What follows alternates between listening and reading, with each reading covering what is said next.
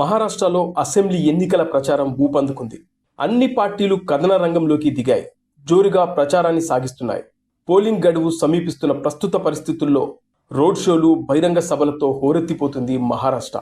288 assembly నియోజకవర్గాలున్న మహారాష్ట్రలో November 20వ తేదీన polling జరగబోతుంది. ఒకే విడతలో ఈ ప్రక్రియ పూర్తవుతుంది. ఇదే నెల 23వ తేదీన ఓట్లను లెక్కిస్తారు. అయితే ఓటర్లను ఆకట్టుకోవడంలో సర్వశక్తులను ఒడ్డిస్తున్నారు. మహాయుతి తరపున ప్రధానమంత్రి నరేంద్ర మోడీ, కేంద్ర హోంశాఖ మంత్రి అమిత్ షా, ముఖ్యమంత్రి ఏక్నాథ్ షిండే, ఉప ముఖ్యమంత్రి దేవేంద్ర ఫడ్నీస్, అజిత్ పవార్ సహా బీజేపీ నాయకులందరూ ప్రచారంలో ఉన్నారు. ఇక మహా వికాస్ అఘాడీ నుంచి మల్లికార్జున్ ఖార్గే, రాహుల్ గాంధీ, ఉద్ధవ్ ఠాక్రే హోరాహోరీ ప్రచారం కొనసాగిస్తున్నారు.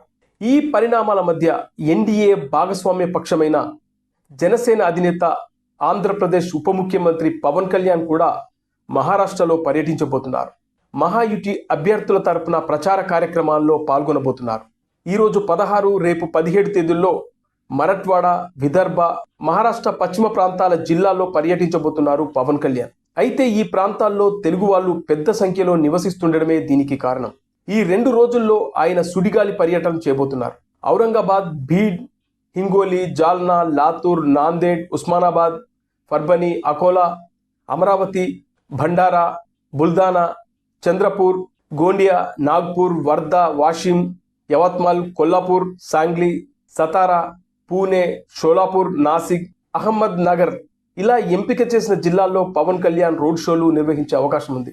అయితే పవన్ కళ్యాణ్ ప్రచారం నేపథ్యంలో పవన్ కళ్యాణ్ పేరిట పెద్ద ఎత్తున పోస్టర్లు వెలిశాయి. ఆయనను మరో ఛత్రపతిగా అభివర్ణిస్తూ బ్యానర్లు కడుతున్నారు మహాయుతి నాయకులు. అభినవ ఛత్రపతి శివాజీగా పోలుస్తున్నారు పవన్ కళ్యాణ్ను మహాయుతి నాయకులు.